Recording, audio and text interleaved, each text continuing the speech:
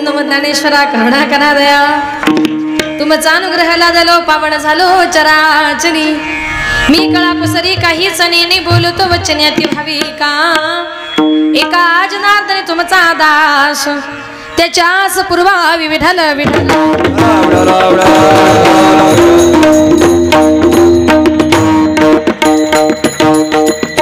संत मंडळी वारकरी मंडळी महाराज मंडळी बसलेली तुम्ही सर्व श्रोते मंडळी सर्वांच्या चरणी एकदा नतमस्तक होऊन माझ्या कीर्तन रूपी सेवेला सुरुवात करते मस्तक हे पायावरी वारकरी वारकरी संताच्या पायावरी वारकरी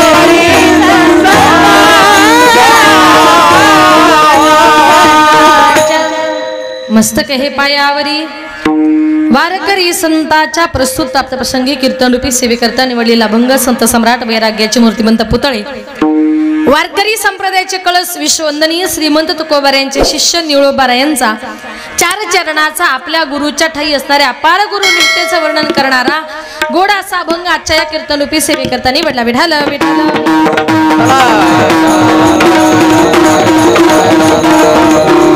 केली पायवाट उल्लंघेला माया घाट या भंगाद्वारे निळोबाराय म्हणतात आमच्या संत महात्म्यांनी तुम्हाला मला प्रत्येकाला एक परमार्थाची पायवाट दाखवण्याचा प्रयत्न केलाय मग जी पायवाट जो मार्ग संत महात्म्यांनी तुम्हाला मला दाखवलाय त्या मार्गाने तुम्हाला मला प्रत्येकाला जायचंय कारण हा वारकरी संप्रदाय जर बघितला तर वारकरी संप्रदाय 5 अशा महान संतांवर आधारलेला आहे या वारकरी संप्रदायाचे 5 संत आहेत पहिले संत आहेत नामदेवराय दुसरे आहेत ज्ञानोबाराय तिसरे आहेत नाथ महाराज चौथे आहेत तुकोबाराय आणि 5वे आहेत निळोबाराय या 5ांचा मिळून सिद्ध असा संप्रदाय तयार झाला हे 5 संत जर बघितले आणि त्यांचे गुण जर बघितले नामदेवरायांजवळ आहे प्रेम ज्ञानोबारायांजवळ आहे ज्ञान नाथ महाराजांजवळ आहे शांती तुकोबारायांकडे आहे वैराग्य आणि निळोबारायांकडे आहे गुरुनिष्ठा की ज्याप्रमाणे आपल्या जीवनामध्ये प्रेम ज्ञान शांती वैराग्य आणि गुरुनिष्ठा हे माणसाचे जीवन सार्थ करणारे 5 पायऱ्या आहेत याच्यातली एक जरी कमी झाली ना तरी जीवन जगताना अर्थ राहत नाही पण वारकरी संप्रदायामध्ये जीवन जगत असताना भगवान परमात्म्यावर प्रेम कसं करावं किती करावं हे माझ्या नामदेव महाराजांकडून शिकावं कारण नामदेव महाराज म्हणजे प्रेमाची भंडारी आहे नामदेव महाराजांच्या प्रेमाखातर जगाच्या मालकाने त्यांच्या हातचं दूध प्यावं नामदेव हाती दूध प्याला नामदेव महाराजांच्या प्रेमाखातर नामदेव महाराजांचा हातचा नैवेद्य देवानं समर्पित करावा घ्यावा नैवेद्य हातीचा मूर्ती जेवी इतकं प्रेम त्यांनी भगवान परमात्म्यावर केलं का नामदेव महाराजांची प्रत्येक गोष्ट देवाला ऐकावी लागली म्हणून वारकरी संप्रदायामध्ये जीवन जगत असताना प्रेम कसं करावं हे माझ्या नामदेव महाराजांकडून शिकावं कारण ते प्रेमाची भांडारे आहेत आता संप्रदायाचा दुसरा गुण म्हणजे ज्ञान किती ज्ञान ज्ञानाचा सागर सखा माझा ज्ञानेश्वर इतकं ज्ञान त्यांच्या जवळ होतं का ज्ञानोबारायांच्या ज्ञानाचा आपण विचार सुद्धा करू शकत नाही म्हणून जीवन जगत असताना आपल्या जवळ काय हवं ज्ञान हवं कारण तुमच्या जवळ जर ज्ञान असेल तर आजूबाजूचे 4 लोक आपल्याला नमस्कार करतात आणि प्रत्येक माणसाने जीवनामध्ये एक तरी गुरु करावा कारण ज्ञानोबारे हरिपाठामध्ये आपण रोज म्हणतो गुरुविना अनुभव कैसा कळे काही काही माणसांचं वट 60-70 वर्षाचं होतं कीर्तन संपल्या अभिमानाने म्हणतात एवढा मोठा झालो ताई पण अजूनपर्यंत गुरु केला मी म्हणते तू कोराच राहिला का जीवनामध्ये प्रत्येकाला गुरु हवा या जगामध्ये आपल्याला योग्य वाट दाखवणारा जर कोण असतो तर तो आपला गुरु असतो गुरु हा आपल्याला योग्य मार्ग दाखवत असतो गुरु बिन कोण बतावे गुरु बिन कोण बतावे बडा बिकट यमघा बडा बिकट यमघा गुरु बिन कोण बतावे गुरु बिन कोण बतावे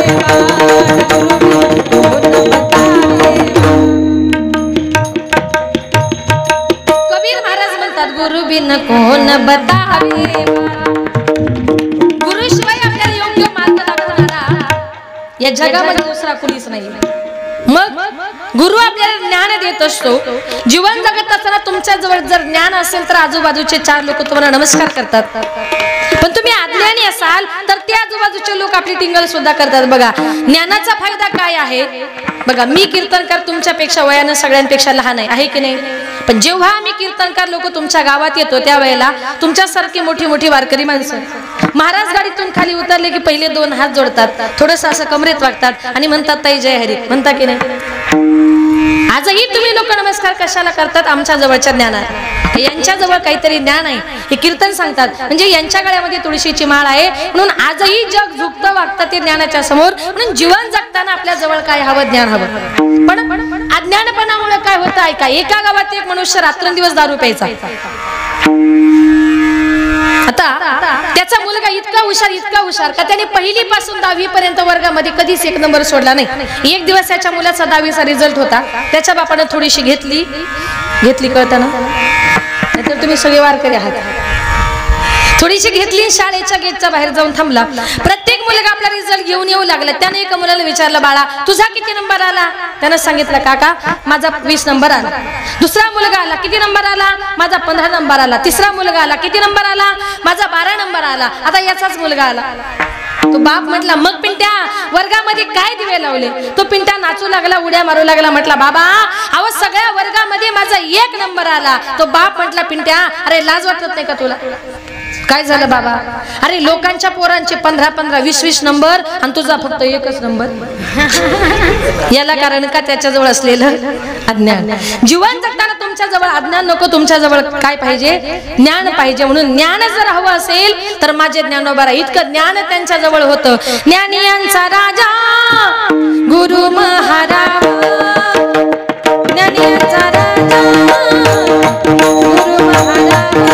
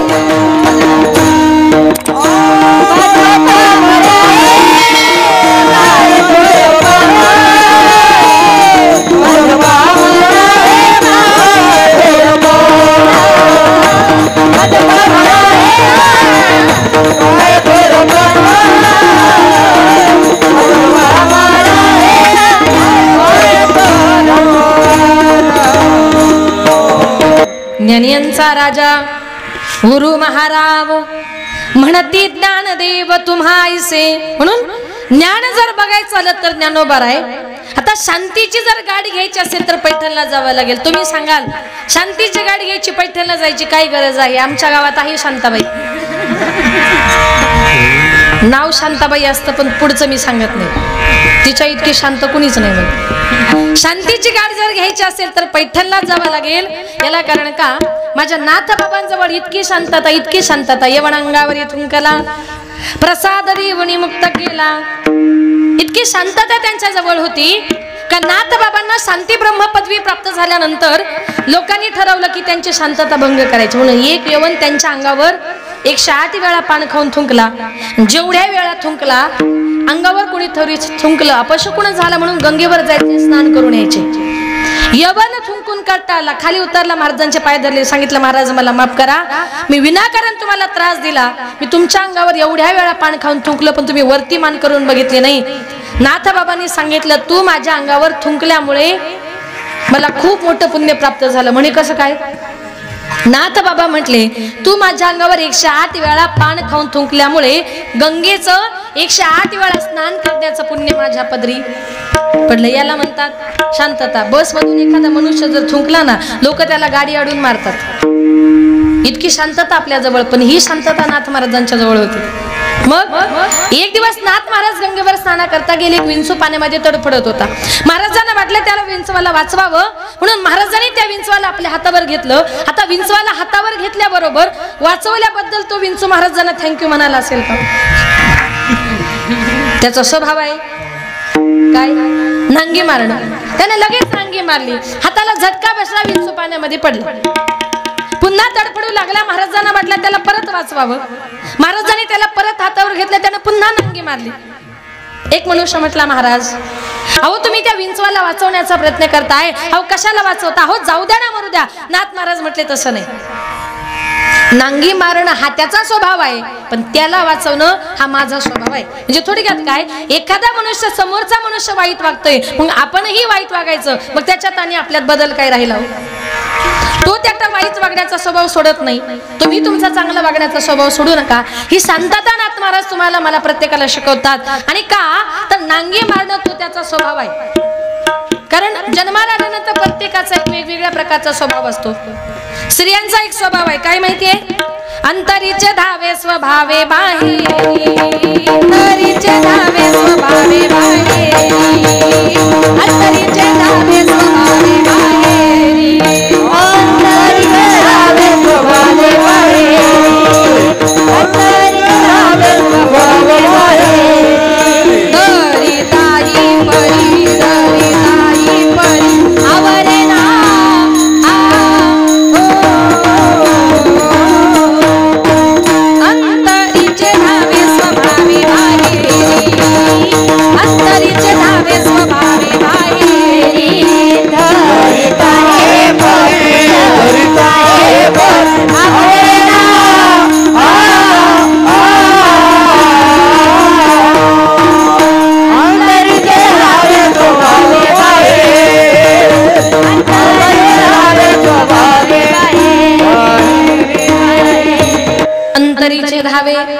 स्वभावे बाहेरी अंधरिता ही पर्यावरे ना. महिलांचा एक स्वभाव आहे, पोटामध्ये महिलांच्या काही राहत. एखाद्या बाईने किती जरी सांगितलं ही गोष्ट मला सांगायची नाही पण ती सांगितल्याशिवाय राहत नाही. बघा एखाद्या स्त्रीला एखादी गोष्ट जर माहिती पडली तर टीव्हीला बातमी द्यायच्या अगोदर जरा यांना सांगत जा. एखाद्या स्त्रीला जर माहिती पडलं ती परत परत शेजारणीच्या घरात जाते, तिला म्हणते बाई तुला म्हणून सांगते पण दुसरीला सांगू नको. दोघींच्या गप्पा झाल्या का दोघी तिथून उठतात ना दुसरीच्या घरात जाते, तिला म्हणतात बाई तुला म्हणून सांगते पण दुसरी कोणाला सांगू नको. असं करता करता 2च्या झाल्या 4, 4च्या झाल्या 8, 8च्या झाल्या 16, 16 झाल्या 32. म्हणजे 2 मिनिटांमध्ये बातमी गावभर पसरते. टीव्ही पेक्षाही जलद वेग असतो. का? स्त्रियांच्या पोटामध्ये कधी काही राहत नाही, ते चांगलंय. पुरुष मंडळ तुम्हाला खरं सांगते बघा एक गोष्ट पटेल तुम्हाला, अटॅकचं प्रमाण महिलांमध्ये जास्त की पुरुषांमध्ये? कोणामध्ये? पटकन बोला, कोणामध्ये? पुरुषांमध्ये. का? कारण तुम्हाला जर एखादी गोष्ट माहिती पडली तुम्ही कुणाला सहजासहजी सांगता का? इतकी मनामध्ये दाबून ठेवता, इतकी मनात दाबून ठेवता का त्याचा तुमच्या रक्तदाबावर परिणाम होतोय आणि त्याच्यामुळे तुम्हाला अटॅक येतोय. आमच्या बायका बघा किती मोकळ्या मनाच्या, माहिती पडला का अजिबात पोटामध्ये ठेवत म्हणून आम्हाला अटॅक येत नाही. उद्यापासून तुम्ही पण तसंच करत जा. एखादी गोष्ट माहिती पडली का दुसऱ्याला सांगत जा, कारण स्त्रियांच्या पोटामध्ये काही कधी काही राहणार नाही. हा धर्मराजाने आपल्या आईला दिलेला शाप आहे. ऐका, ज्या वेळेला कर्ण धारातीर्थी पडला, कर्णाचा युद्धामध्ये पराभव झाल्यानंतर त्याचा प्राण गेला. प्राण गेल्याबरोबर कुंती मातेला माहिती पडलं. कुंती माता पळत पळत गेली, कर्णाला उचललं आपल्या मांडीवर घेतलं आणि धाय मोकळून रडायला. धर्मराजा पळत गेला आणि सांगितलं, आई अगं आमचा शत्रू गेला आणि तू आनंद व्यक्त करायचं सोडून त्याचं शिर मांडीवर घेऊन तू रडते, कशा करता रडते? तेव्हा कुंती मातेने सांगितलं, धर्मा मी ज्याचं शिर माझ्या मांडीवर घेऊन रडते ना तो तुमचा शत्रू नाहीये, तो तुमचा सगळ्यात मोठा भाऊ आहे. कुंती सांगती देवाला कर्ण तो पांडव रे पहिला, कर्ण तो पांडव रे पहिला, कर्ण तो पांडव रे पहिला. काय सांगितलं? कुंती सांगती देवाला आणि कर्ण तो पांडव रे पहिला, हा सगळ्यात मोठा तुमचा भाऊ आहे. आणि त्यावेळेला धर्मराजाने सांगितलं, आई तो जर आमचा सख्खा भाऊ होता, जन्माला आल्यापासून आम्ही त्याच्याशी वैरत्व पत्करलं, शत्रुत्व पत्करलं, आम्हाला जर माहिती असतं ना हा आमचा सख्खा भाऊ आहे, आम्ही त्याला कधीच मारलं नसतं. आणि त्यावेळेला धर्मराजाने सांगितलं, आई आमचा भाऊ गेल्यानंतर तू आम्हाला सांगितलं का तो तुमचा भाऊ होता, इतकी मोठी गोष्ट इतकी वर्ष तू पोटामध्ये लपून ठेवली ना माते, मी तुला आशीर्वाद देतोय का इथून पुढे स्त्रियांच्या पोटामध्ये कधी काही राहणार. अंतरीचे धावे स्वभावे बाहेरी अंधरी ताई परी आवरी ना. म्हणजे स्त्रियांनी कितीही जरी मी ही गोष्ट सांगणार नाही असा सांगायचा प्रयत्न केला, त्या सांगितल्याशिवाय राहत नाही. मनापासून देवाची भक्ती करा, कारण या जगामध्ये भगवान परमात्म्यानं आपल्या भक्ताच्या उद्धाराकरता अवतार घेतलेला आहे. जन्माला आलात नाही एक भगवान परमात्मा आपलासा करा. बघा, एका गावात आषाढी यात्रेच्या निमित्ताने एक वारकरी बाबा पंढरपूरला निघाल्यानंतर त्यांनी आपल्या मुलाला सांगितलं, बाळा पंढरपूरच्या आषाढीची वारी आहे, मी 2-4 दिवस जरा पंढरपूरला चाललो, तू काय कर, मी गेल्यानंतर जरा पहाटे 4 वाजता उठून जरा देवपूजा करत जा. मुलांनी सांगितलं, बाबा पहाटे 4 वाजता उठणं वगैरे मला काही जमणार नाही आणि मी काय देवपूजा करणार नाही. बाबांनी सांगितलं, असं नको करू, मी 50 वर्षापासून देवपूजा करतोय, पण तू जर 4-5 दिवस केली नाही तर बाळा एवढ्या वर्ष केलेली देवपूजा फुकट जाईल. मुलगा म्हटलं, ठीक आहे बाबा तुम्ही पंढरपूरला जा, माझा मी बरोबर घरी देवपूजा करतो. आता बाप पंढरपूरला निघून गेला. पहाटे 4 वाजता आई उठली. आई म्हटली, बाळा उठ, अरे जरा देवपूजा करून घे. मुलगा म्हटला, काय गाई, अगं पहाटे 4ची चांगली साखर झोपेची वेळ आणि सारखी कटकट लावली, देवपूजा कर देवपूजा कर. अरे तो देव आहे, त्याला कटकट म्हणू नये. अगं कटकट नाही तर काय, रागाच्या भरात उठला, देवघरात गेला, देवघरातले सगळे देव गोळा केले आणि देवाने घेऊन रागाने डायरेक्ट एका विहिरीवरच आंघोळ करायला गेला. आता महिला म्हणाले, एक प्रश्नाचं उत्तर द्या, देवपूजा करायला पाणी किती लागतं? तुम्ही करता ना देवपूजा, हंडाभर कशाला, तांब्याभर बसणार. त्याला इतका राग आला, रागाच्या भरामध्ये सगळे देव उचलले, एका विहिरीवर आंघोळ करायला गेला. आता विहिरीवर आंघोळ करता करता त्याच्या मनात विचार आला, म्हटलं रोज पहाटे 4 वाजता उठायचं, या 10-12 देवांची आंघोळ करायची, प्रत्येकाला पुसायचं, देवाऱ्यात मांडायचं, त्यांना गंध काय, अक्षदा काय, फुलं काय, किती टाइमपास आहे म्हटला. मग देवपूजा कमी कशी करावी लागेल, त्याने काय केलं, 10-12 देवांपैकी 5-6 देव घेतले आणि रागाने विहिरीमध्ये टाकून दिले. आता बाकीचे देव घेऊन घरी गेला आणि देवासमोराचा हात जोडून बसला. तेवढ्यात आई आली. आई म्हटली, बाळा अरे झाली का देवपूजा, लावला का देवाला गंध? रडायलाच लागला. आईने विचारलं, बाळा काय झालं? म्हटलं कसंही नाही, अगं मगाशी देवाने घेऊन विहिरीवर आंघोळ करायला गेलो, पण आंघोळ करता करता की नाही 5-6 देवांनी विहिरीमध्ये जीवच दिला. आता त्यांनी जीव दिला म्हटल्यावर बाकीच्या देवांना सुतक पडलं ना, मग त्यांना गंध कसा लावायचा? आई म्हटली, बाळा अरे देव कधी जीव देतात का, देवाना कधी सुतक पडतं का, देवाची टिंगल करतो का? रागाच्या भरात उठली आणि त्याच्या ताडकन थोबाडीत मारली. एवढी जोरात थोबाडीत मारल्याबरोबर असा राग आला, रागाच्या भरामध्ये सकाळी सकाळी उठला आणि रागाने डायरेक्ट आपल्या सासूरवाडीलाच निघून गेला. आता सासूबाई दारातच उभी होती. तिने असं लांबूनच जावायला बघितलं आणि म्हणते, जावाई बापू अहो बरं झालं आलात, अहो देवानच तुम्हाला पाठवलं, अहो पंढरीच्या पांडुरंगानच तुम्हाला पाठवलं. जावई म्हटला, सासूबाई अहो सकाळी 6 वाजता एवढं कौतुक कशा करता चालले, देवानं पाठवलं पांडुरंगानं पाठवलं. ती म्हटली, कसं नाही जावई बापू, काल तुमचे वडील आमच्या घरी आले, तुमच्या सासऱ्यांना अगदी जबरदस्तीने पंढरपूरला घेऊन गेले.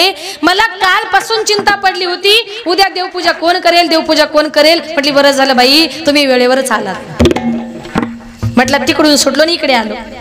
आता पहाटे 4 वाजता सासूबाईने उठवलं. जावयाची देवपूजा म्हटल्यानंतर सासूबाईने अगोदरच सुगंधी फुले, सुगंधी अगरबत्त्या, सुगंधी अत्तर, सगळ्या सुगंधी वस्तू ठेवल्या आणि जावई बापूने देवपूजा करायला सुरुवात केली. आता आपली शेजारीन बाई आपल्या वासावरच असते ना, आपल्या घरात काय काय शिस्त, तिला लगेच वास गेला आणि ती पळत आली आणि ती म्हटली काय हो तुम्ही रोजच देवपूजा करता पण आज इतका सुगंध कशाचा येतोय? ती म्हटली कसं आहे ना काल आमचे पंढरपूरला गेले योगायोगाने जावई आले मग जावयाची देवपूजा म्हणजे सगळ्या कशा हायफाय गोष्टी पाहिजे. म्हटली काय ग तुझे जावई देवपूजा पण करतात? म्हटली हो अगदी उत्तम प्रकारे अगदी छान प्रकारे. मग म्हटली बरं झालं आमचे हे पण कालच पंढरपूरला गेलेत जरा तुझी पूजा झाली का माझी पण करायला पाठव. तो म्हटला आता काही खरं नाही रोज पहाटे 4 वाजता उठायचं आणि या 2-4 घरची देवपूजा करायची त्यापेक्षा म्हटलं मीच जातो आणि एखाद्या विहिरीमध्ये जीव देतो. इतका देवपूजेला कंटाळला रागाच्या भरामध्ये सकाळी सकाळी उठला रागाने विहिरीकडे चालला विहिरीच्या जवळ गेला विहिरीमध्ये जीव देणार शेतकरी म्हटला अरे थांब माझ्या विहिरीमध्ये कशाला जीव देतोस? तुला जर कामाचा कंटाळा आला असेल ना तर माझ्या घरी चल मी तुला कुठलंच काम सांगणार नाही. माझ्या घरी तुला 2 टाइम नाश्ता 2 टाइम जेवण 2 टाइम चहा दिवसभर आराम. माझ्या घरी तुला एकच काम करायचंय. म्हटले रोज पहाटे 4 वाजता उठून देवपूजा. तुम्ही जीव जरी द्यायला गेले ना तरी तुकोबर आहे म्हणतात देव तारी त्याला कोण मारी. मग देवाची टाळाटाळ करण्यापेक्षा काय करा आपुला तो एक देव करून गावते नवीन जीवा सुख नो हे. आपुला तो एक देव करून गावते नवीन जीवा सुख नो हे. आपुला तो एक देव करून गावते नवीन जीवा सुख नो हे. आपुला तो एक देव करून गावते नवीन जीवा सुख नो हे. जीवा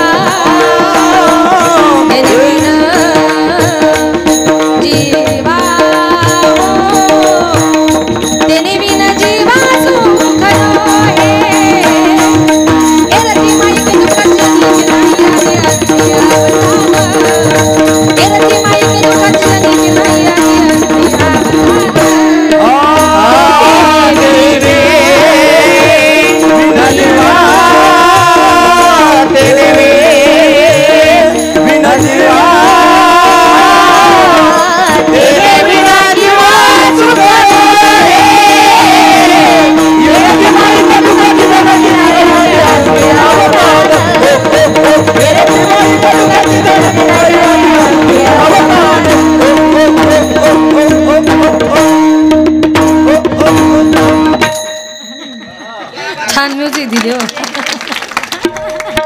आपुला तो एक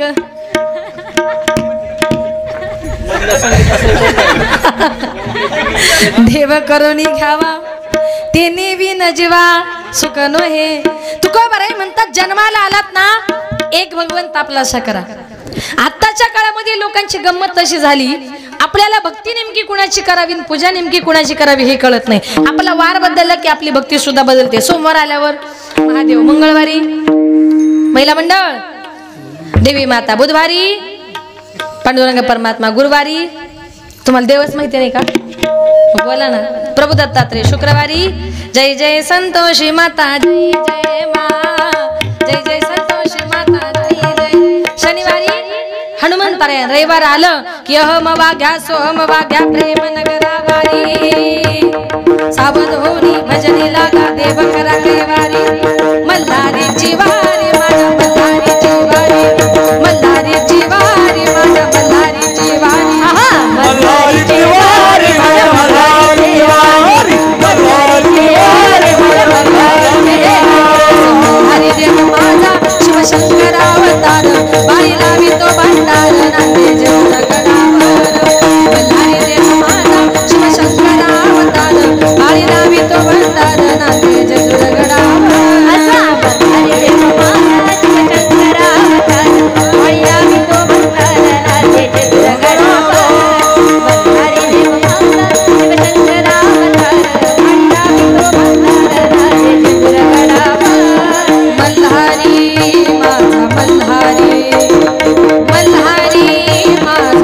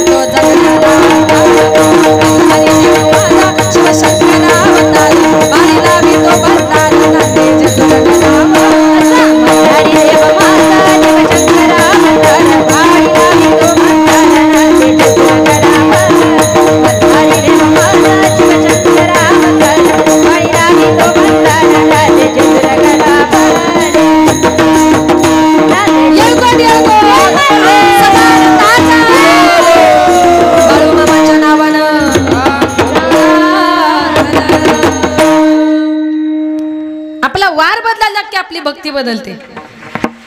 रविवारी आपण खंडेरायांची भक्ती करतो.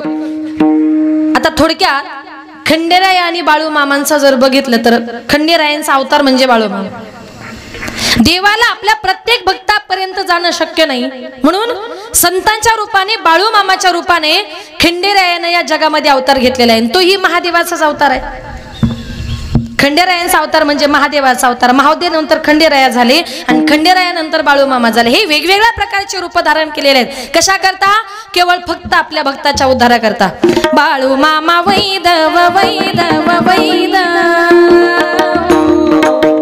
त्यानं मेल्या गेल्या पैदव पैदव पैद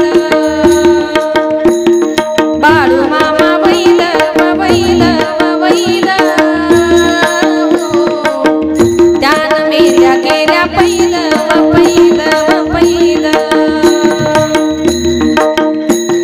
रुद्राचा अवतार हो राहतो अदमापुरा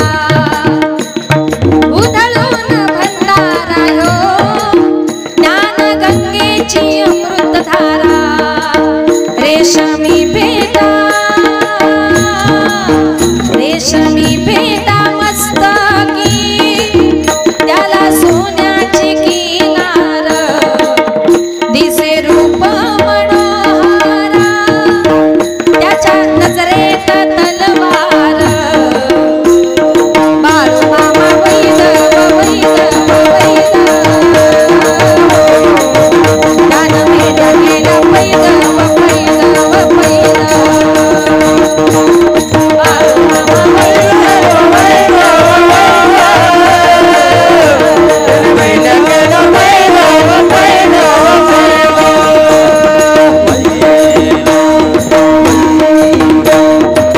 बाळू मामाच्या नावानं चांगलं. अनेक प्रकारचे अवतार भगवान परमात्म्यानं आपल्या भक्ताच्या उद्धार करता धारण केलेले आहेत. अनंत अवतार घेसी भक्ता कारणी कनबाळू कृपाळू दिना लागे उद्धरणी. अनंत अवतार भगवान परमात्म्यानं धारण केलेले आहेत. म्हणून आणि आपला विषय चालला होता की जीवन जगत असताना शांतता जर पाहिजे असेल तर माझे नाथ बाबा. पुढचं उदाहरण आहे ते म्हणजे वारकरी संप्रदायाचं वैराग्य. वैराग्य दाखवायचं झालं तर माझे तुकोबरा. इतकं वैराग्य तुकोबरांच्या घराचं वर्णन जर बघितलं तर घर चंद्रमोळी, केळीवर नारळी, चुलीवर हारळी. तुकोबरांच्या घरामध्ये झोपलं की आकाशातला चंद्रवरती दिसायचा.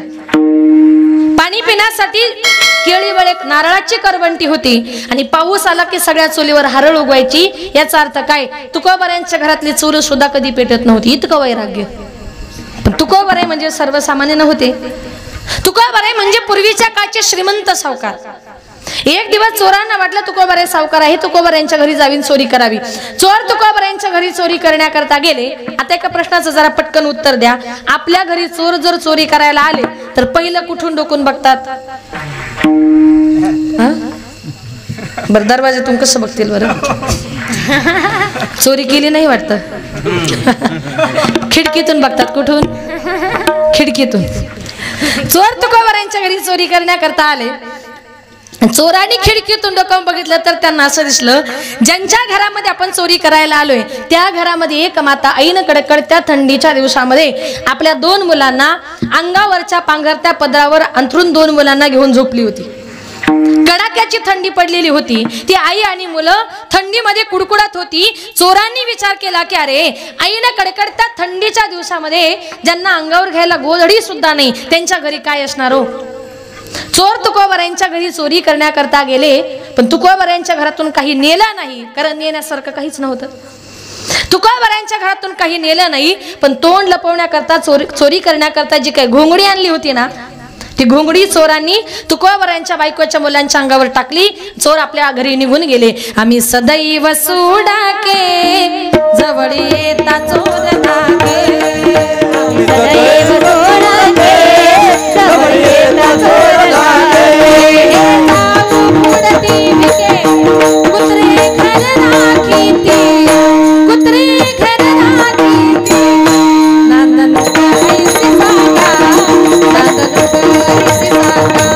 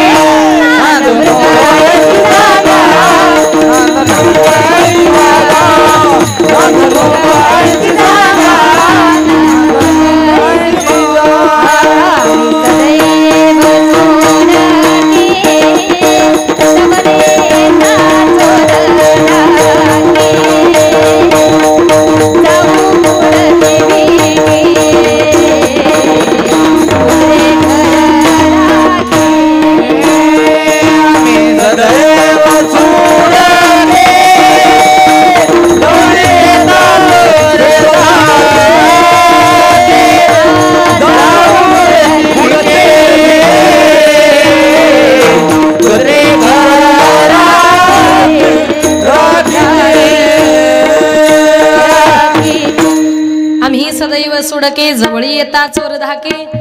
तुकावराय म्हणतात आमच्या घराचं रक्षण चोरांनी करावं कुत्र्यांनी करावं हे माझ्या घरचं वैराग्य. आणि शेवटी म्हणजे गुरुनिष्ठा. इतकी गुरुनिष्ठा का गुरुपेक्षा शिष्यावरचं ठरावा. जवळच इंद्रायणीच्या डोहामध्ये बुडालेल्या अभंगवरती काढण्याकरता माझ्या तुकावरायांनी बिना अन्न पाण्याविना 13 दिवस उपोषण केलं. पण तुकावराय वैकुंठाला गेली ही बातमी निळोबायांनी कळली. त्यांनी ठरवलं जोपर्यंत माझे गुरु वैकुंठातून मला परत भेटण्याकरता येत नाही तोपर्यंत मी अन्न पाण्याला स्पर्श करणार नाही. निळोबायांनी उपोषण करायला सुरुवात केली. 10 दिवस झाले, 20 दिवस झाले, 30 दिवस झाले. निळोबाराया अन्न पाणी घेईना. पांडुरंगा परमात्म्याला साकडं पडलं आणि देव गेले. म्हटले निळोबाराया काहीतरी खाऊन घ्या, काहीतरी पिऊन घ्या. आणि त्यावेळेला देव निळोबाराया देवाला म्हणतात तुझं लागे येथे बोलाविले कोणी प्रार्थील्या वाचनी आला सीगा. अरे तुला कोणी बोलवलं? ऐका निळोबाराया, अरे तू माझी समजूत घालतोय ना, मी त्याला ओळखतय नाही. निळा म्हणे आम्ही नोळखी जे देवा आणि तू याचा धावा करीत सो. धावा करतोय तो माझ्या तुकोबारायांचा. 30 दिवस झाले, 40 दिवस झाले आणि 42व्या दिवशी निळोबारायांच्या हट्टा खातर वैकुंठाला गेलेले तुकोबाराय निळोबारायांना भेटण्याकरता परत खाली आले. याला म्हणतात गुरुनिष्ठा. मग हीच गुरुनिष्ठा निळोबाराय तुम्हाला मला शिकवतात. म्हणून संत महात्म्यांनी जो मार्ग दाखवला, मार्ग दावणी गेल्या आधी दयानिधी संतती तेनेची पंथे चालू जाता न पडे गुंता कोठे काही किंवा वेद मार्गे मुनी गेले त्यांचे मार्गी चाललो. ज्या मार्गाने संत महात्मे गेले तीच परमार्थाची पायवाट माझ्या निळोबारायांनी तुम्हाला मला प्रत्येकाला दाखवली. अभंगेनी पायवाट केली पायवाट केली पायवाट केली पायवाट केली पायवाट केली पायवाट केली पायवाट केली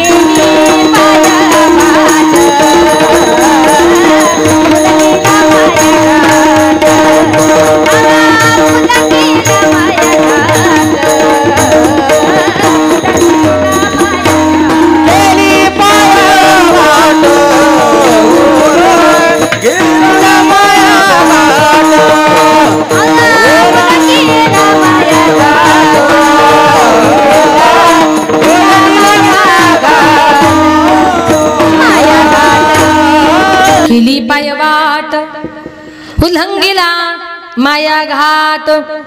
निळोबाराय म्हणतात आमच्या संत महात्म्यांनी जो मार्ग दाखवला त्या मार्गाने तुम्हाला मला जायचे. मग संत महात्म्यांनी जो मार्ग दाखवला तो आपल्याला हरिपाठाचा, कीर्तनाचा, भजनाचा, आळंदीचा, पंढरपूरचा तो मार्ग दाखवला. तो कुठला माहितीये? मार्ग आहे नीट पंढरीचा.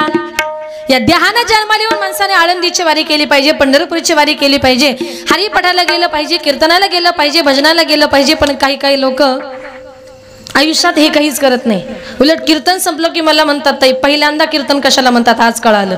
मी म्हणते दुर्दैव तुझं, तू महाराष्ट्रात जन्माला आला. कारण का? महाराष्ट्र ही संतांची भूमी आहे. मग जन्माले जर तुम्ही हरिपाठाला गेला नाही, कीर्तनाला गेला नाही, भजनाला गेला नाही, तर तुमचा मनुष्य जन्म फुकट गेला असं समजा. एक सुंदर उदाहरण सांगते का. एका जंगलामध्ये एका झाडावर एक माकड आणि माकडीन दोघं जण राहत होते. लक्ष आहे ना तुमचं महिला मंडळ? कुठे राहत होते? झाडावर. कोण राहत होते म्हणजे लक्ष आहे तुमचं? माकड आणि दोघं जण नवरा बायको त्या झाडावर राहत होते. एक दिवस दोघा नवरा बायकोच्या गप्पा चालू होते आणि तेवढ्यात त्या विहिरीतून आकाशवाणी झाली. जो कोणी प्राणी या विहिरीमध्ये उडी मारेल त्याला मनुष्य जन्म प्राप्त होईल, आणि जो कोणी मनुष्य या विहिरीमध्ये उडी मारेल त्याला प्राण्याचा जन्म प्राप्त होईल. आता ही आकाशवाणी ऐकल्याबरोबर स्त्रियांचं मन कसं भावनिक असतं ना, स्त्रिया कशा भावनिक असतात, तशी ती माकडीन थोडीशी भावनिक झाली आणि त्या माकडाला म्हटली, अहो मनुष्य जन्म प्राप्त करण्याची संधी आली, चला मारायचे का उडी? त्या माकडानं सांगितलं नको, बरं आहे आपलं माकडाचंच. ती म्हटली ऐका, अहो मनुष्य जन्म मिळणं म्हणजे फार अवघड आहे. एक एक योनी कोटी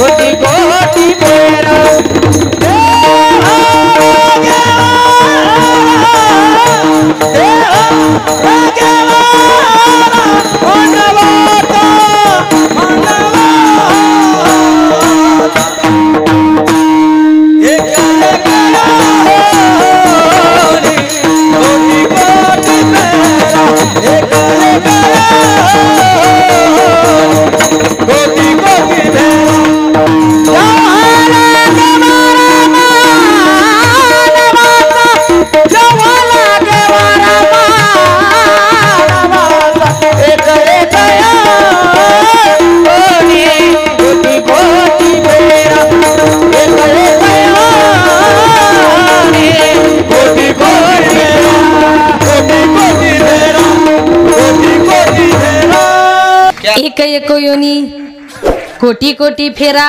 पुढे काय म्हटले? तेव्हा लागे वारा. हा, तेव्हा लागे वारा मनुष्याचा. बर का, एक एक कोटी कोटी योनी फिरल्यानंतर माणसाला मनुष्य जन्म प्राप्त होतोय. मग अनासही तो आपल्याला मिळणार आहे, नाही कशाला म्हणता. आता या जगामध्ये स्त्री हट्ट झाला की पुरुषाला नाही बोलताच येत नाही. त्याने सांगितलं तू इतकी हट्ट करते ना, ठीक आहे आपण विहिरीमध्ये उडी मारू, पण उडी मारताना दोघांनी बरोबर, नाही तर मी मारायचो उडी आणि तू राहायची झाडावर बसून, असं नको व्हायला. ती म्हटली तेवढा बायकोवर विश्वास नाही का? विश्वास नसेल तर म्हटले हात पकडा, तुम्ही 1 2 3 म्हणा, आणि तुम्ही 1 2 3 म्हटले का आपण उडी मारू. ते माकड म्हटलं ठीक आहे. त्यानं आपल्या बायकोचा असा हात पकडला. ते माकड म्हटलं 1 2 3 म्हटलं की दोघांना नवरा बायकोने विहिरीमध्ये उडी मारली. आता विहिरीमध्ये उडी मारल्या बरोबर त्या माकडाचा झाला दिव्य पुरुष आणि त्या माकडीनीची झाली सुंदर स्त्री. दोघे जण नवरा बायको विहिरीच्या वरती आले, एकमेकांची प्रशंसा करू लागले. तिने सांगितलं हो प्रशंसेचं राहू द्या, इतका सुंदर मनुष्य देह प्राप्त झालाय ना, चला पटकन कुठेतरी जाऊ, एखादा गुरु करू, गळ्यामध्ये माळ घालू, हरिपाठाला काय, कीर्तनाला काय, भजनाला काय, आळंदीला काय, पंढरपूरला काय, आणि उरलेल्या आयुष्यामध्ये या संपूर्ण मनुष्य देहाचं सार्थक करून घेऊ. त्या माकडानं सांगितलं अगं तुझ्या सांगण्यावरून माकडाचा माणूस झालो, आणि तू म्हणते आता गळ्यामध्ये माळ घालायची, हरिपाठाला जायचं, कीर्तनाला जायचं, भजनाला जायचं, म्हणजे खाणं पिणं सगळं बंद करायचं. माझ्याच्याने काही ते शक्य होणार नाही. तिने सांगितलं किती खाता, आता अर्ध्याला जास्त वय झालं, आता तरी सुधरा, आता तरी माळ घाला. बघा कितीतरी बायका आपल्या नवऱ्यांना समजावण्याचा प्रयत्न करतात, पण माकडं ऐकत. माकडाबद्दल बोलते बरं, माणसाबद्दल नाही, अजिबात गैरसमज करू नका. माकडच ते त्यानं ऐकलंच नाही. तो म्हटला तू इतकी माळ घालायचा आग्रह करते ना, माझं माकडाचंच बरं आहे. म्हटलं मी परत विहिरीमध्ये उडी मारतो. तिने सांगितलं ऐका नका मारू उडी, परत हा मनुष्य देह मिळणार नाही. तो म्हणायचं नाही नाही मी विहिरीतच उडी मारतो, तुम्हाला माळ घालायला लावशीनच. ती म्हणायची ऐका नका मारू उडी. त्यानं काही त्याच्या बायकोचं ऐकलं नाही, आणि त्या माणसानं जी विहिरीमध्ये उडी मारली, उडी मारल्याबरोबर परत त्या मनुष्याचं झालं परत माकड. ऐका पुरुष मंडळ, जे पुरुष लोक आपल्या बायकोचं चांगलं ऐकत नाही, एक दिवस त्यांचं माकडच होतं बरं का माने साहेब. चांगलं म्हटलं बरं का, सगळं नाही का. बायकोचं फक्त चांगलं ऐकायचं. त्यानं तिचं ऐकलं नाही, त्यानं परत विहिरीमध्ये उडी मारली आणि उडी मारल्याबरोबर त्या माणसाचं झालं परत माकड. आता ते माकड विहिरीच्या वरती आलं. तुमचं तसंच आहे का?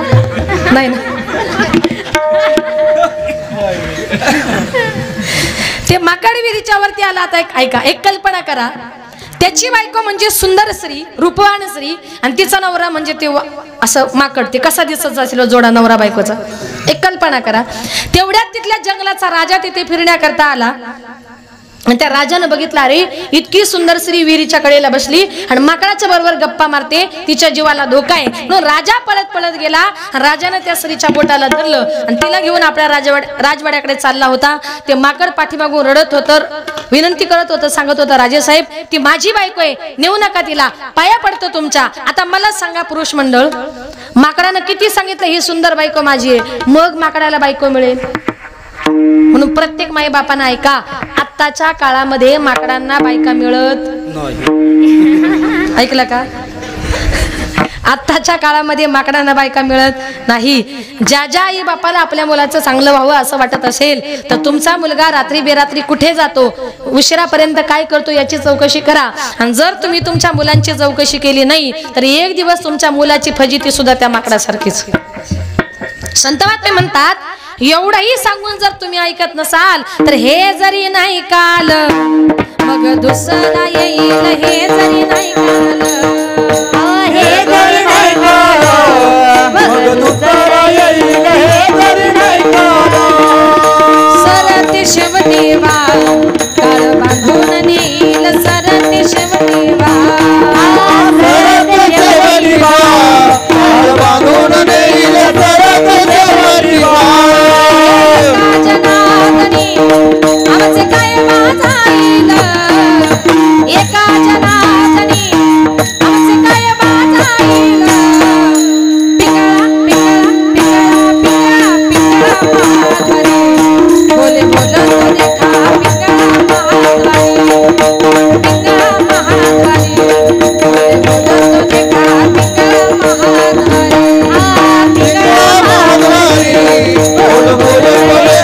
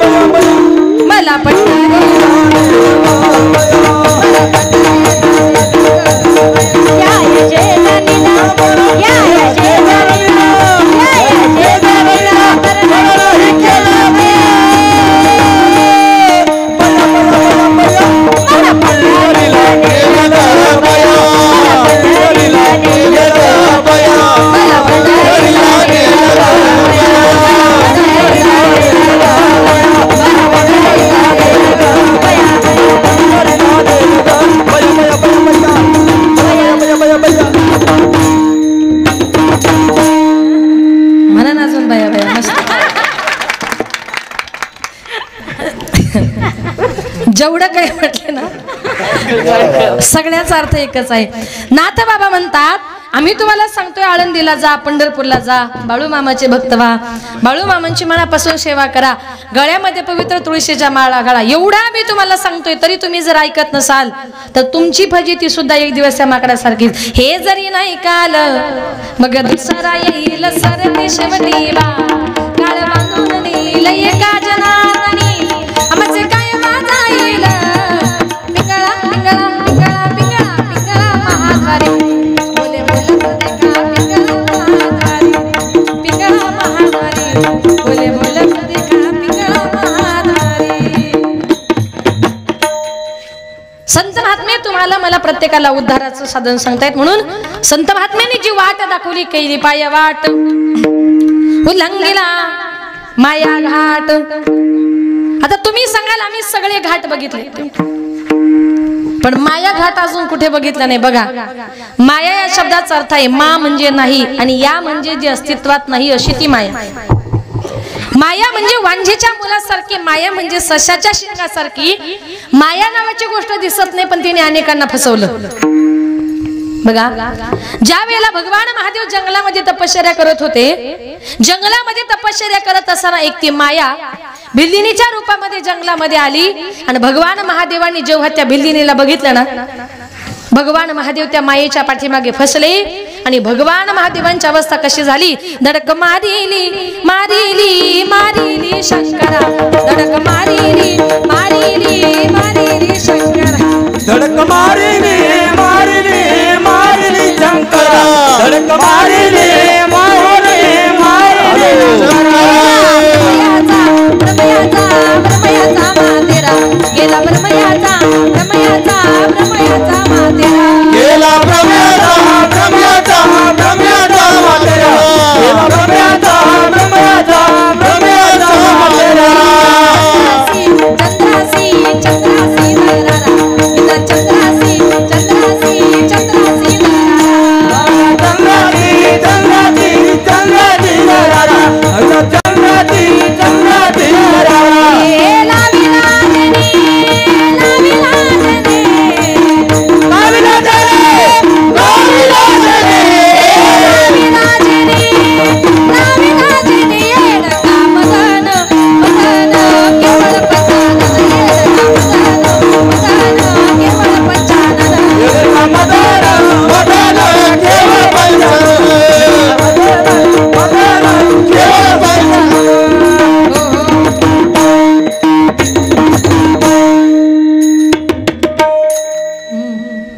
धडक मारिली शंकरा.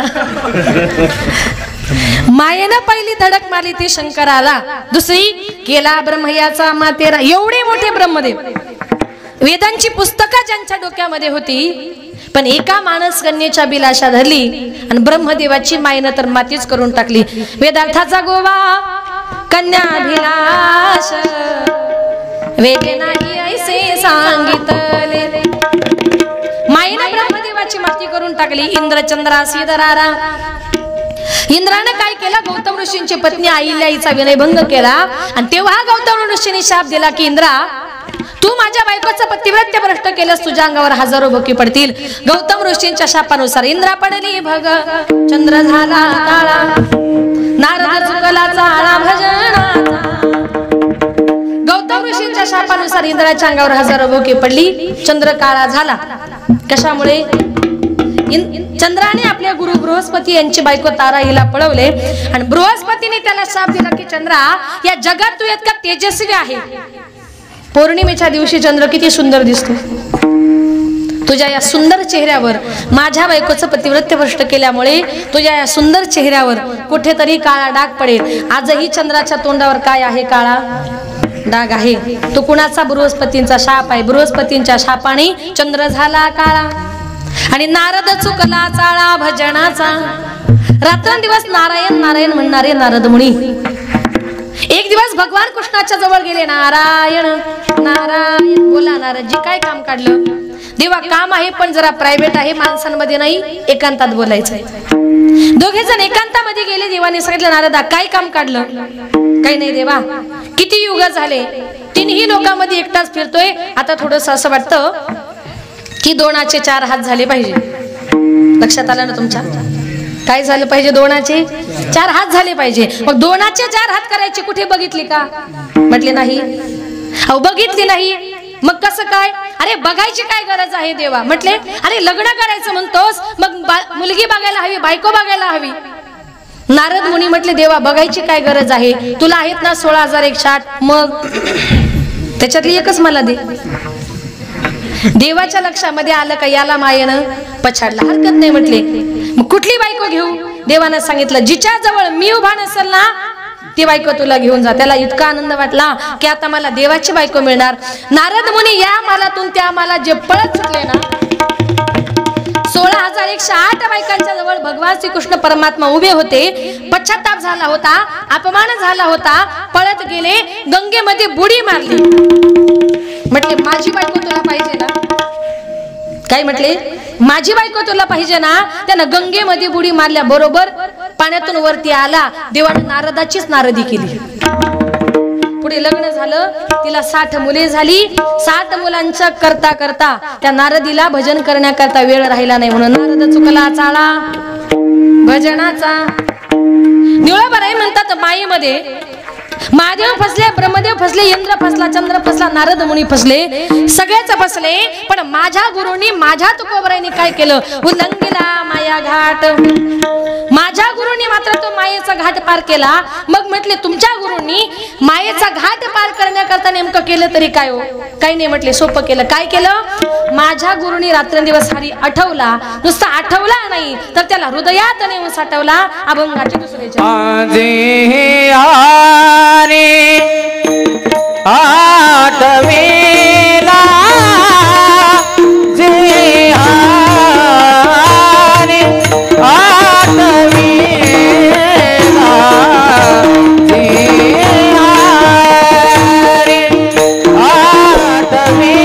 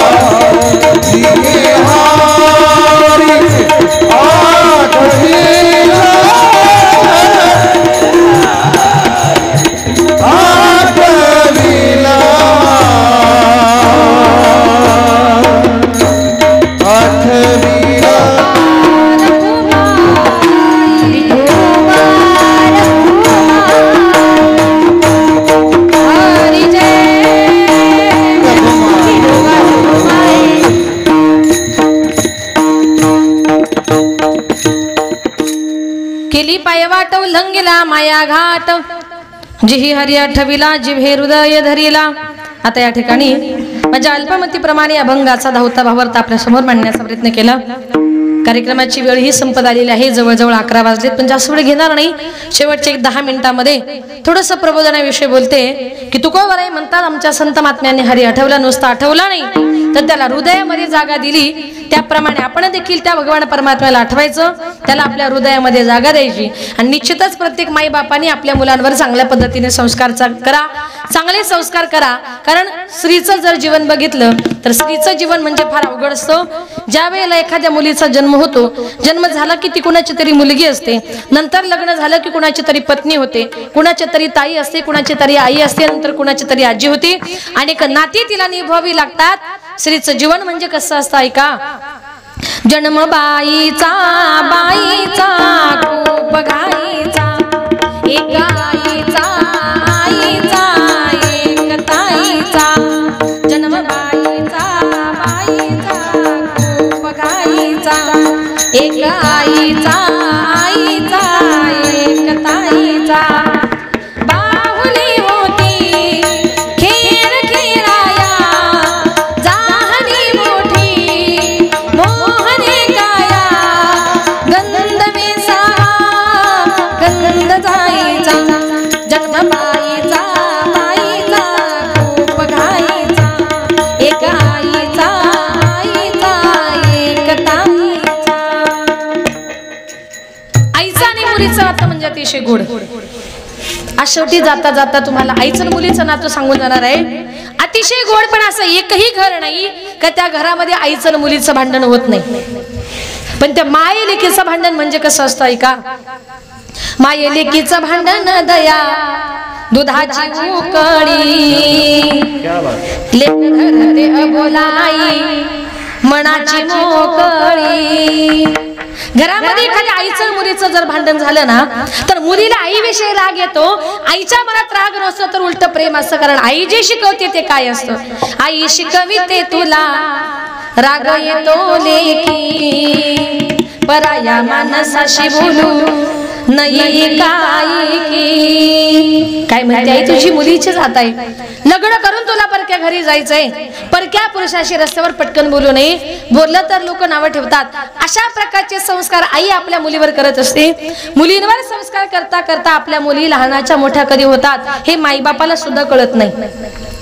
एक दिवस अचानक लग्न करून मुलगी पर घरी निघून जाते आणि मुलगी पर घरी निघून गेल्यानंतर त्या घरामध्ये आईला आपल्या मुलीशिवाय करमत नाही। मग आपल्या मुलीची आठवण म्हणून ती आई घरामध्ये काय करत असते, लेक जाते सासन लाई लाग कर मेरा, सारविल्या भिंतीवर काढल्या मैना, लेक जाते सासरला मागे मागे फिरू पाही, बोलती आई माझी लाडाची लेक जाई, लेक जाते सासरला माय लेकी पडे गळा, कस कोरड्या नदीला पाणी येत खळा खळा। लग्न करून एखादी मुलगी जायला निघाल्यानंतर त्या आईला रड असं सांगावं लागत नाही हो। आपली मुलगी जायला निघाली की त्या आईच्या डोळ्यातून खळकण असं पाणी येतं। इतके जर माईबाप आपल्या मुलांवर आपल्या मुलींवर जर प्रेम करतात, हे सगळं प्रेम आपण का विसरतो। प्रत्येक ठिकाणी संतांनी कवींनी कवयित्रींनी गोडवी गायली त्या आईचे, निबंध लिहिले जातात आईबद्दल, कविता लिहिल्या जातात आईबद्दल, वक्तृत्व केलं जातं आईबद्दल, पण बाप अजूनपर्यंत कोणी रेखाटला नाही। आज समाजाला बाप रेखाटायची गरज आहे। आईविषयी बोललं जातं म्हणून आईचं महत्व कळतंय, पण आजचा समाज म्हणजे प्रबोधन केल्याशिवाय त्यांच्या लक्षामध्ये येत नाही असा समाज बनलेला आहे। मग बापाबद्दल सांगितल्याशिवाय मुलांना बापाची किंमत सुद्धा कळत नाही। जीवनामध्ये आपला बाप आपल्या मुलाकरता किती कष्ट करत असतो, अतिशय कष्ट करत असतो आपल्या मुलांकरता। जेवढा काही करतो ना, दिवसभर जर तो कामाला जात असेल तो विचार करतो दिवसभर काम करून माझ्या बायको मुलांचं पोट भरत नाही, तो डे नाईट ड्युटी करतो आणि रात्रंदिवस आपल्या मुलाचा सांभाळ करत असतो। तो जीवनामध्ये आपला बाप किती महत्वाचा असतो प्रत्येकाने ऐका।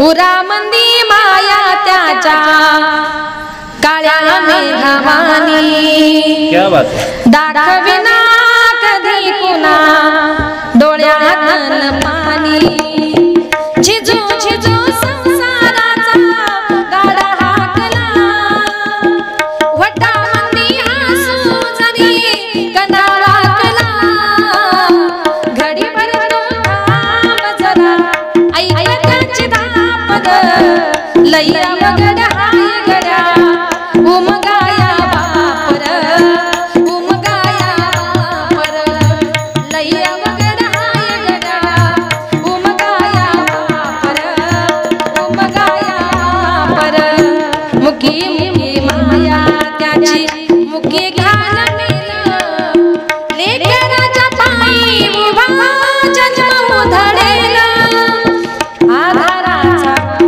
जणू वाटलं त्याच्या याला पाचोळा जिनरान माळ जिनरान घडी भरतो थांब जरा ऐक त्याची धापद लैया वगड हाय गड्या उमगाया बापर उमगाया बापर लैया वगड हाय गड्या उमगाया बापर उमगाया बापर जीवनामध्ये आपला बाप किती महत्वाचा असतो. बापाची किंमत सांगितल्याशिवाय किंमत कळणार नाही. म्हणून आजही शेवटी जाताना इथे बसलेल्या प्रत्येक आई बापाची व्यथा मी तुमच्या समोर मांडणार आहे. जीवनामध्ये आपला बाप आपल्या करता काय काय करत असतो. रोजच्या जीवनाची सोय करणारी आई आपल्या पटकन लक्षामध्ये राहते, पण पडद्याच्या पाठीमागे आयुष्याच्या शिदोरीची सोय करणारा बाप आपण का विसरतो. मग आपल्या जीवनामध्ये आपला बाप किती महत्वाचा असतो. इथे बसलेल्या प्रत्येकाची व्यथा मांडणार आहे. प्रत्येकानं फक्त एक शब्द लक्षपूर्वक ऐका. आणि जो मुलगा ऐकेल ना तो कधीच आपल्या मायबापाला घराच्या बाहेर काढणार नाही. किती बाप महत्वाचा असतो. बाप नसतो कुणाच्या ध्यानी मनी बाप माझा वेदनांचा धनी बाबा नसतो कुणाच्या ध्यानी मनी बाबा माझा वेदनांचा धनी आई मायेचा सागर ही सत्य आहे कहाणी पण दुर्लक्षित बापाच्या त्या व्यथा कुणीतरी जाणी बाबा नसतो कुणाच्या ध्यानी मनी बाबा माझा वेदनांचा धनी आई तव्यावरची भाकरी बापा तव्यावरचा फलिता भाकरी करवू नये म्हणून चटके खाई माझा पिता वेदना किती जरी झाल्या तो कोणाला सांगत नाही फक्त गरजा परिवाराच्या तो पूर्ण कर दुःख लपवून हासतो वरवरुनी बाप माझा वेदनांचा धनी आई म्हणजे घराची भिंत बाप आहे पाया घराचा त्याच्या अंगावरती भार कुटुंब संसाराचा पत्नीला जरीची साडी नवे कपडे मुलांना आणून बाप माझा गावभर फिरतो फाटलेली तुटकी चप्पल केसाला नाही फणी बाप माझा वेदनांचा धनी बाप गेल्यावरती कळेल कुंकवाचे मोल मुलांना कळून येईल काय होता बापाचा रोल बाप गेल्यावरती कळेल कुंकवाचे मोल मुलांना कळून येईल काय होता बापाचा रोल आई समजा रुक्मिणी माता बापात विठ्ठल पहावा या दोन दैवता पोटी पुन्हा पुन्हा जन्म मी घ्यावा जपा त्यांना त्यांच्या म्हातारपणी बाप माझा वेदनांचा धनी आई मायेचा सागर ही सत्य आहे कहाणी पण दुर्लक्षित बापाच्या त्या व्यथा कुणीतरी जाणी बाप नसतो कुणाच्या बाप माझा वेदनांचा धनी, वेदनांचा धनी, वेदनांचा धनी.